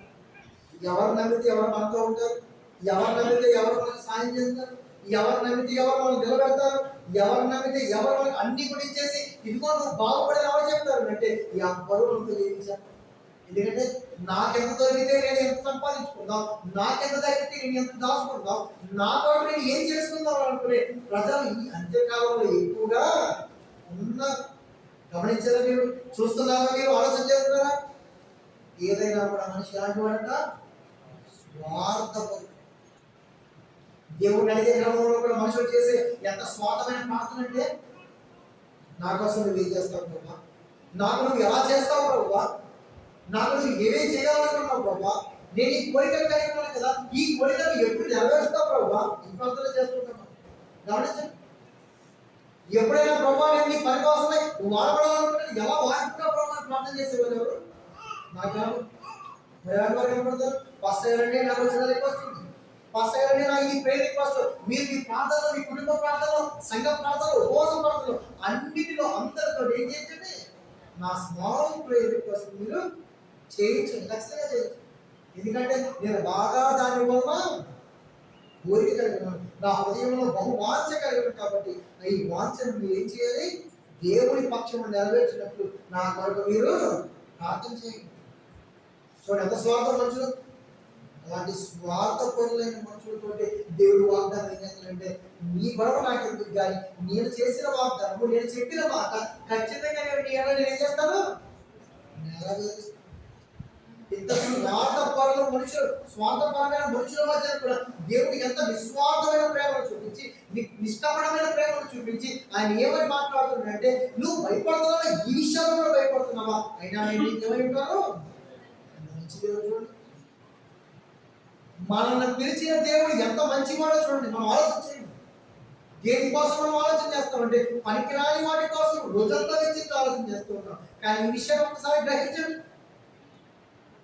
మన పరిస్థితి ఏంటి, మన హృదయం ఏంటి, మన స్వభావం ఏంటి, అయినా కూడా దేవుడు మనం ఇంకా బ్రతికిస్తున్నాడు. ఎందుకు బ్రతికిస్తున్నాడు, ఏ కారణం చేత మనం బ్రతికిస్తున్నాడు, ఏ మంచి పని చేసామని, ఏ గొప్ప పని చేసామని, ఎవరితో మనం మంచిగా మెలిగామని, ఎవరితో మంచి మాటలు మనం మాట్లాడమని, ఒకరి బాగు కోరామా లేదా అని మనం ఆలోచన చేసుకుంటే ఎప్పుడు ఎవరి బాగు మనము పైకి బాగు కోరినప్పుడు కూడా హృదయంలో ఏదనుకుంటామంటే వాళ్ళ ఎదిగిపోతే కనుక, నాకంట ఎదిగిపోతే కనుక నాకు ఎంత మంచి మనసు ఉంది, నువ్వు బాగుండాలని నాకంటే ఎక్కువ బాగు, నువ్వు ఆశీర్వదింపబడాలి కానీ నాకంటే ఎక్కువ ఆశీర్వదింపబడకూడదు, నువ్వు జీవించాలి అన్ని కొనుక్కోవాలి అంతా బాగుండాలి, నువ్వు నాకంటే ఎక్కువ అయిపోయే వరకు నాకు ఏమి చేస్తుంది. ఇలాంటి స్వార్థపూరితమైన మనుషుల మధ్యలో, ఆ హృదయాల మధ్యన వారికి దేవుడు చెప్పిన వాగ్దానం ఏంటంటే, నువ్వు నేను ఇస్తాను, నా ఖచ్చితంగా నెరవేరుస్తాను. నువ్వు ఇంకా భయపడుతూ ఉన్నావా, మన హృదయం బాగోదు, మన ప్రవర్తన బాగోదు, మన తీరు బాగోదు, మన మాట బాగోదు, మనం దేవుడి దగ్గరికి వచ్చే విధానం బాగోదు, అయినప్పటికీ మనం భయపడుతూ ఉంటే, జడుస్తూ ఉంటే దేవుడు ఏమని వాగ్దానం చేస్తున్నాడు, భయపడ నీ బ్రతుకు దినములన్నిటిలో నీకు ఎంత మంచి దేవుడు చూడండి. అలాంటి దేవుడిని ఆరాధిస్తూ మన ప్రవర్తన, మన మనసు, మన తీరు మార్చుకోవాలని దేవుడు కోరుతున్న అలా దేవుడు వాగ్దానాలు ఇవ్వడం గొప్పే, దేవుడు వాగ్దానం నెరవేరుస్తాడు గొప్పే, దేవుడు మంచివాడిగా కూడా పని చేస్తాడు. మరి మనం మంచివాడిగా ఉండి, మనం మంచివాడిగా దేవుడి యొక్క దీవెనలు పొందుకుంటున్నాం అనేది మనము ఆలోచన చేసుకోవాల్సింది. ఎందుకంటే ఆయన చేస్తామని ఆయన చూస్తాం, మనం చేయాల్సిన ఆయన మనతో చేయమని చెప్పి భయపడకుండా, అలా భయపడకుండా ఉండాలి అంటే ఖచ్చితంగా దేవుడి వాక్యము మన దగ్గర ఉండాల్సింది. అందుకని చూడండి, ఆయన 45 దినములు ఉపవాస ప్రార్థన చేసిన తర్వాత ఆయన కొండ దగ్గరికి వెళ్ళినప్పుడు అపవాది వెనకాల వచ్చి ఒకటే మాట్లాడుతుంది, ఒకటే చెప్తుంది, ఏమని, నువ్వు ఆకలిపోయి ఉన్నావు కదా, నువ్వు ఆకలిపోయి ఉన్నావు కదా, నువ్వు ఈ నాలుగు రొట్టెలుగా చేసుకుంది, ఈ నాలుగు నువ్వు, నీకంత శక్తి లేదా, నీకంత బలం లేదా, నీకు ఇంత పాపత లేదా, నీ దగ్గర ఏం లేదు, నీకు ఆకలేస్తున్నాడు కదా, నువ్వు దేవుడి కుమారుడు అని చెప్తున్నావు కదా అని ఏం చేస్తున్నాడు, వెనకాల నుంచి గెలుస్తున్నాడు, వెనకాల నుంచి గెలుస్తున్నాడు. ఒకవేళ కనుక మనుషుడైతే, ఒకవేళ కనుక అదే మన స్వభావం కలిగిన వాడైతే, ఒకవేళ కనుక మనం ఆలోచించే విధానం కలిగిన వాడైతే ఖచ్చితంగా ఏం చేస్తాడంటే చేసేద్దామని అనుకుంటాడు. చేసేద్దాం అనుకున్న తర్వాత అవ్వకపోదాదేమో అని చెప్పి మళ్ళీ ఏం చేస్తాడు, భయపడతాడు. ముందు చేద్దామని ఆలోచన చేసి అడుగు ముందుకేసిన వెంటనే మన హృదయంలో వచ్చేది ఏంటంటే, ఒకవేళ అవ్వకపోతే ముందు ఏమైపోతుంది, మనకి పరుగుపోతుంది, ఏమైపోతే పరుగుపోతుంది. కాబట్టి పరువు పోకుండా ఉండాలంటే మనం ఏం చేయాలి? పరువు పోకుండా ఉండాలంటే ఏం చేయాలి? ధైర్యంగా అడుగులు ముందుకేస్తే అవుతుందో లేదో తెలియదు, జరుగుతుందో లేదో తెలియదు. ఏం చేయాలి ఇలాంటి టైంలో? ఆయన దేవుడు గారి వెంటనే చెప్పిన మాట ఏమంటే, మనుషుడు రొట్టె వల్ల మాత్రం ఉండదు కానీ దేవుడి వాక్యం మూలంగా ఏమవుతుందట? ఒకసారి మధ్య రాసిన సువార్త అవసరం కొంచెం. ఆ శోధకుడు ఆయన యుద్ధకు వచ్చి, నీవు దేవుడి కుమారుడు అయితే ఈ రాళ్ళు రొట్టెలగినట్లు ఆజ్ఞాపించుకొని, అందుకైన మనుష్యుడు రొట్టె వల్ల మాత్రం కాదు కానీ దేవుని నోట నుండి వచ్చు ప్రతి మాట వల్ల జీవించునని రాయబడి ఉన్నదని నేను. ఎవరు చెప్తున్నాడు? మనుషులు బ్రతకడానికి ఏం కావాలన్నా, మనుషులు బ్రతకడానికి ఏం కావాలి? దేవుని మాట కావాలి. మనుషులు ధైర్యంగా అడుగులు ముందుకు వేసి తన జీవితాన్ని ముందుకు నడిపించుకోవాలంటే ఎవరి మాట కావాలంట? వారి ఎవరి మాట పనిచేయాలి? దేవుడి మాట. మనుషుల మాట దేవుడు మనుషుల హృదయాల్లో పనిచేయాలి. ఎందుకంటే అవి నమ్మగలిగినవి కాదు, కానీ దేవుడు నిజమైన వాడు, దేవుడు స్వాస్థ్యమైన వాడు. అటువంటి వారి మాటలు కనుక మనం విన్నప్పుడు ఎలా ఉంటుందని మనం ఏమో ధైర్యంగా ముందుకు. అదే చెప్తున్నాడు, దేవుని వాక్యం విని దేవుడి వాక్య ప్రకారంగా నడిచే ప్రతి ఒక్కరి జీవితంలో దేవుడు ఏమై ఉంటాడు? తోడై ఉంటాడు. దేవుడు ఏమంటాడు? నేను తోడై ఉంటాను, తోడై ఉంటాను, తోడై ఉంటాను, నేను నీతోనే ఉంటాను. నీ ప్రతి చోట ప్రతి సమయం కూడా నేను నీ పక్షమున. ఎంత మంచి వాగ్దానం! ఈ రాత్రి కాల సమయం మనం కొన్నిసార్లు మన పరిస్థితుల్లో మనం బాగున్నామని అనుకున్నప్పటికీ కూడా ఒంటరిగా ఉన్న ప్రదేశంలో, ఒంటరిగా ఉన్న స్థలంలో మనకేమొస్తుంది? అదే కష్టం వస్తుంది. ఇది ఎవరికి రాదని అనుకుంటున్నారేమో, కానీ నేను చెప్తాను చూడండి ఒకసారి. ఎప్పుడు వస్తుంది? అర్ధరాత్రి వేళ అందరూ పడుకున్న టైంలో గమనించు. అర్ధరాత్రి వేళ అందరూ పడుకున్న టైంలో ఒక్కసారిగా మనం లేచి కూర్చుంటే చుట్టుపక్కల అంతా నిశ్శబ్దంగా ఉన్నప్పుడు మన గురించి మనం ఆలోచించుకుంటూ పైకి చూసినప్పుడు ఏమొస్తుంది మనకి? ఎందులో వరకు ఆ టైంలో ఎవరు అంటాం? ఆ టైంలో అందరూ చక్కగా నిద్రపోతూ ఉంటారు. ఆ టైంలో మనం లేచి చూసినప్పుడు మనకి ఏమొస్తుంది? మనిషికి భయం అక్కడే మొదలవుతుంది. ఎందుకు? పొద్దున్నే నేను చూస్తానా లేదా, ఇప్పటి వరకు అయిపోయింది, రేపు అన్న రోజు ఉంటుందా లేదా, ఈ టైంలో వెళ్ళిపోయింది, ఇప్పుడు నా కోసం నేను ఆలోచించుకుంటుంటే ఏమవుతుందో ఏమో. నువ్వు రాత్రి అడిగినా, తెల్లవారుజామున అడిగినా, మధ్యాహ్నం అడిగినా, సాయంకాలం అడిగినా దేవుడు ఒకే ఒక మాట చెప్తాడు. ఎందుకంటే ఆయన సత్యమైన వాడు. ఎవరంటే ఆయన సత్యమైన వాడు. ఆయన చెప్పే మాట ఏంటి? నేను మోషేకు తోడైనట్టు నీకును. ఇప్పుడు మనం అందరూ ఎవరి గురించి పెట్టున్నాం? దేవుడి గురించి పెట్టున్నాం. ఆ దేవుడి గురించి వినే పక్షంలో దేవుడు చేసిన కార్యాలు, దేవుడు ఇచ్చిన సాక్ష్యం ఏమని చెప్తున్నాడు? ఇదిగో నీ ముందర ఒక మనిషికి నేను చేశాను, ఆ మనిషికి చేసినట్లే నేను నీకు చేస్తాను. అంతకంటే ఇంకెక్కువ అవసరం. ప్రాణము పోతుంది అనుకున్నప్పుడు దేవుడు కాపాడాడు, ఎవరు లేరు అనుకున్నప్పుడు దేవుడు తోడై ఉన్నాడు. ఇంక ఏది రాదు, ఇంకేది మనకు దక్కదు అనుకున్నప్పుడు దేవుడు జీవితాన్ని మార్చి అద్భుతకరంగా ఎక్కడ తీసుకెళ్ళాడు? ఆ తల్లే కనుక, ఆ మోషే తల్లే కనుక ఆ 40 సంవత్సరాలు పెంచాలి అంటే తనకి ఎలా పెంచి ఉండేది? దేవుడు తోడై ఉంటే ఎలా ఉండదంట? అంతా పొరపాటే. రాజుల కుటుంబములో, రాజుల గృహంలో మోషేకి ఏం పెట్టాడు? భోజనం పెట్టాడు, విద్యను అభ్యసింపజేశాడు, అని నేర్పించాడు, అన్నిటి యందు ప్రావీణ్యతను పట్టుకున్నాడు. ఎలా చేసేదంతా? దేవుడు తోడు ఉండబట్టే ఈ రోజు ముప్పు నేను చేసే ప్రతి పనులు కూడా దేవుడు మనకి ఏమైనా పని చెప్తాడు? తోడు. దానికోసం మనం చేయాల్సిన పని ఏంటి? దేవుని మాట చెప్పడం మనం ఏమంటా? నమ్మకం కలిగినంత. తిన్నావా, కానా, కబడా, స్వరం, 3. మనకి కావాల్సింది తిన్నావా, బట్టలు కొనుక్కున్నావా, పడుకున్నావా, అయిపోయిందండి. ఈ 3 మనిషి కావాల్సింది. ఈ 3 కొరకే ప్రార్థన చేసుకుంటాం. దేవుడు చెప్పిన మాట తెలుసా? ఇవన్నీ నేను మీకు ఇస్తాను, ఇది ఏది పొదువులాగా నేను చేస్తాను. ఎప్పుడు నువ్వు నా కోసం అడుగుతుంది, నువ్వు నా పని చేయడానికి అడుగుతుంది చేసినప్పుడు నా పని చేయడానికి, నా మాట మాట్లాడడానికి నీవు హృదయంలో ధైర్యం కలిగి నువ్వు మాట్లాడితే కనుక నేను నీతో అలా మనుషుల మధ్య మాట్లాడాలంటే ఖచ్చితంగా మనకి ఏముండాలి? ధైర్యం. ఆ ధైర్యాన్ని ఎవరిస్తారు చెప్తారు? దేవుడు ప్రతి పరిస్థితిని చూసి ఆలోచన చేస్తూ ఉన్నప్పుడు, మనం భయపడుతూ ఉన్నప్పుడు దేవుడు గొప్ప వాగ్దానం ఏమిస్తాడు? భయపడకపోతే నీకు నీ బ్రతుకు దినములు వింటాను. ఆయన ఒక్కరోజు చెప్పట్లే. ఏమన్నాడు? 60 సంవత్సరాలు 60 సంవత్సరాలు, 70 సంవత్సరాలు 70 సంవత్సరాలు, 120 సంవత్సరాలు 120 సంవత్సరాలు, ప్రతి రోజు కూడా ఇంట్లో తిట్టినా, బయట తిట్టినా, ఇంట్లో కొట్టినా, ఇంట్లో కొట్టినా, చీ కొమ్మన్నా సరే ప్రతి పరిస్థితిలో కూడా నేను నీకు అర్థమవుతుంది. దేవుడి వాగ్దానం ఎంత మంచిదో, దేవుడి వాగ్దానం ఎంత గొప్పదో.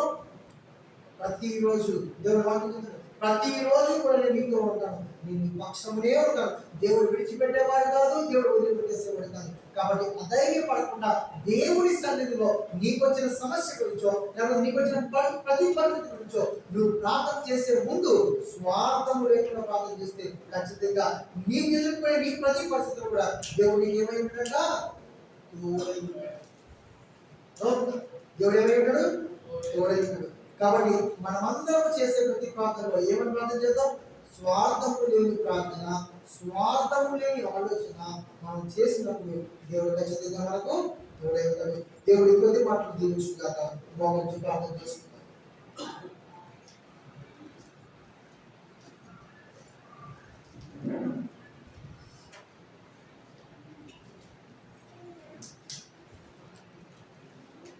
ప్రార్థన చేసుకుందాం. అందరి తల నుంచి ప్రార్థన చేయండి. ప్రభువాని వందనాలు స్తుతులు చెల్లిస్తున్నాను.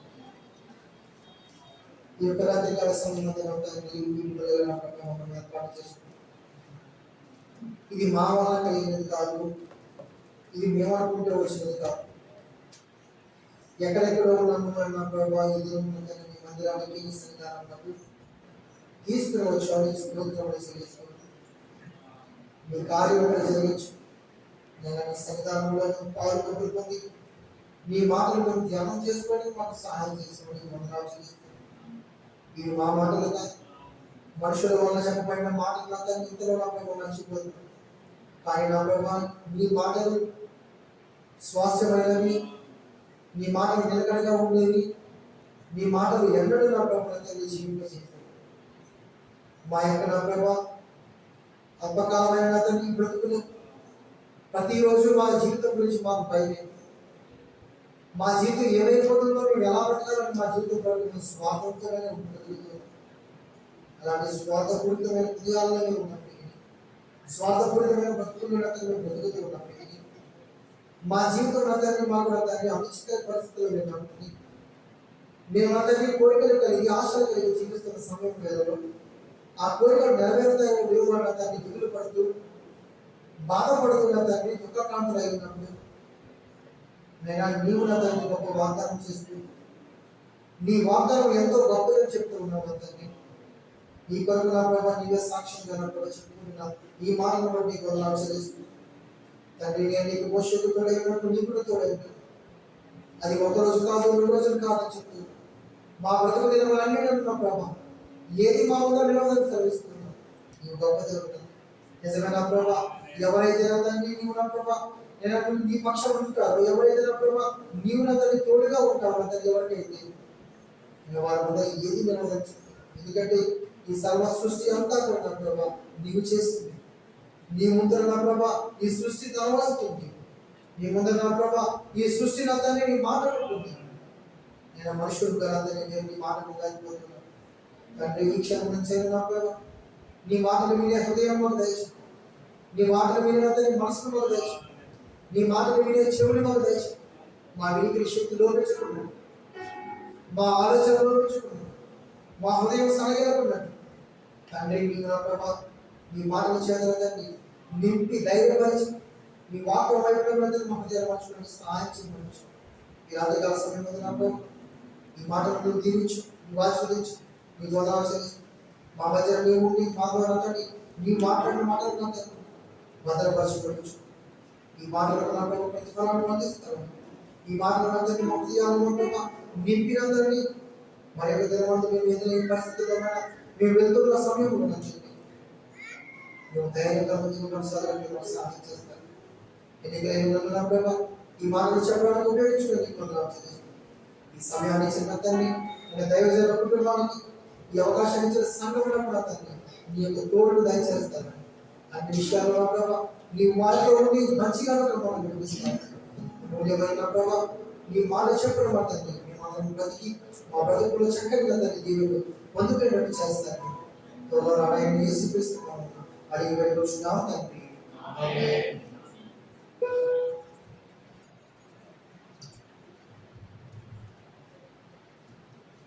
దేవుని యొక్క వాగ్దానమును భయపడకము, నేను మీకు తోడై ఉన్న మన వాగ్దానాన్ని దేవుడు మనకి సాధన ద్వారా మనకి తెలియజేసిన విధానం బట్టి కూడా వందనాలు. పాస్టర్ గారికి, వారి కుటుంబానికి, మా కుటుంబం తరఫున, మా సంఘం తరఫున కూడా వారికి నా హృదయపూర్వక వందనాలు తెలియజేసుకుంటూ ఉన్నాను.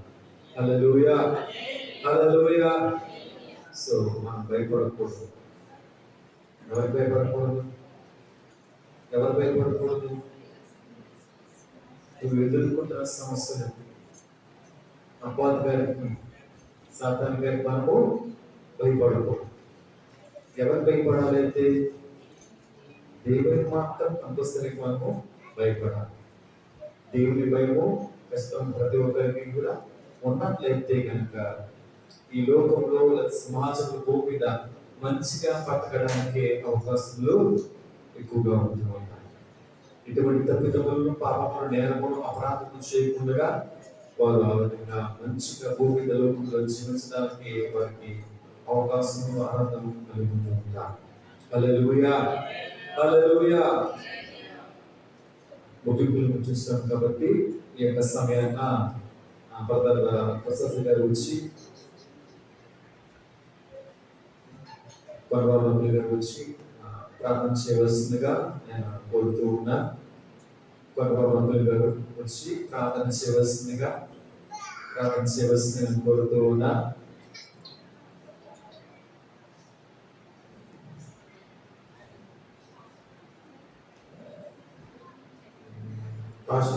మాట్లాడండి. జాయ్ బాబుకి ఎక్కువ వచ్చిన అందరికీ వందనాలు. చిన్న ప్రార్థన చేసుకుందాం. స్తోత్రం తండ్రి, మహాపరిశుద్ధుడా, మహోన్నతుడా, మహిమా ప్రభావం కరుణ కటాక్షం తండ్రి. ఇదిగో ప్రభువా తండ్రి, నాయన ప్రభావాన్ని సాహసములు ప్రయోగ మందిరంలో ప్రభువా మేమందరం ఉండుకొని ప్రభువా యేసయ్యా మీరే నిజమైన దేవుడని ప్రభువా నాయన ప్రభువా పరలోక రాజ్యము నీ ద్వారానే సాధ్యమని నాయన ప్రభువా నాయన మాకు నాయన నిత్య జీవము కలిగిన దేవుడు నీవేనని ప్రభువా తండ్రి మేము తెలుసుకునే భాగ్యాన్ని మాకు దయచేసినందుకు మీ కృతజ్ఞతాస్తుతులు ప్రభువా, కృతజ్ఞతాస్తుతులు చెల్లిస్తున్నాము. ఎంతో మందికి లేదు ప్రభువా ఈ ధన్యత. మాకు ప్రత్యేకంగా మమ్మల్ని ఏర్పాటు చేసుకున్నారు ప్రభువా. మమ్మల్ని ఆయన ఎక్కడెక్కడో పుట్టాము ప్రభువా, ఎక్కడో పెరిగాము, కానీ ఇక్కడ మమ్మల్ని కలిపేరు తండ్రి. నాయన యేసు రక్తములు మమ్మల్ని అందరినీ ఆయన జతపరిచారు. ఇదిగో నాయన తండ్రి, నాయన అబ్రహాం గారు నాయన తలంచిన ఉపవాస ప్రార్థన కోరికలు 3వ ఆరాధన జరిగింది ప్రభువా. ఈ ఆరాధనలో వాక్యం చెప్పిన సేవకుల్ని ఆయన ఆశీర్వదించండి, దీవించండి. ఆయన కుటుంబాన్ని, ఆయన సంఘాన్ని ఆశీర్వదించి దీవించండి. అబ్రహాం గారు నాయన పాస్టర్ అమ్మ గారిని, ఇచ్చిన 3 కుమారుల్ని, కోడల్ని, మనవరాల్ని ఆశీర్వదించి దీవించండి ప్రభువా. ఈ ఉపవాస ప్రార్థనలో ఈ మందిరంలో కూడుకున్న ప్రతి కుటుంబాన్ని ప్రభువా తండ్రి, ప్రతి ఒక్కరి ప్రార్థన మీ సన్నిధికి చేరుతుందని ప్రభువా నాయన నేను నమ్ముచున్నాను తండ్రి. నాయన ప్రభువా నాయన ఎవరు ఏ విషయంలో ప్రార్థన చేస్తున్నారో ప్రభువా వారి ద్వారా ఒక మంచి సాక్ష్యాన్ని నాయన ఈ మందిరంలో వినిపించమని, ఈ సంఘాన్ని దినదినానికి అభివృద్ధిపరచండి అయ్యా. ఒక నూతన ఆత్మలతో నింపండి ప్రభువా. నూతన కుటుంబాన్ని తీసుకురండి తండ్రి. పరిశుద్ధ ఆత్మదేవ, మా శక్తి కానీ మా బలము కానీ ఏమి సరిపోదు ప్రభువా. ఒక ఆత్మను రక్షించాలంటే పరిశుద్ధాత్మ వలనే సాధ్యం తండ్రి.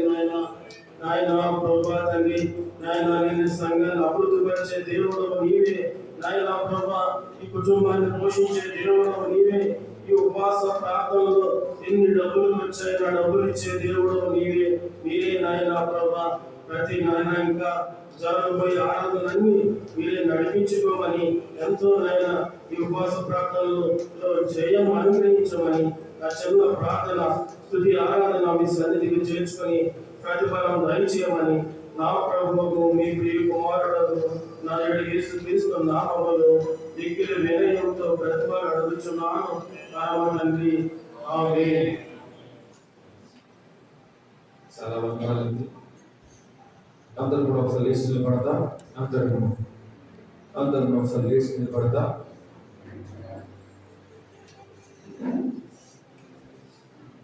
ముగింపు ప్రార్థన చేద్దాం. ప్రతి ఒక్కరు కూడా మోకరించింది వారు మోకరించండి. ప్రార్థనలో అందరూ కూడా ఏకీభవించండి. ప్రార్థన చేసుకుందాం. హల్లెలూయా, హల్లెలూయా, హల్లెలూయా, హల్లెలూయా. సర్వశక్తి గల దేవుడా, సర్వాధికారి నీకు వందనాలు, స్తోత్రం. మహిమగల రాజా నీకు వందనాలు, స్తోత్రం.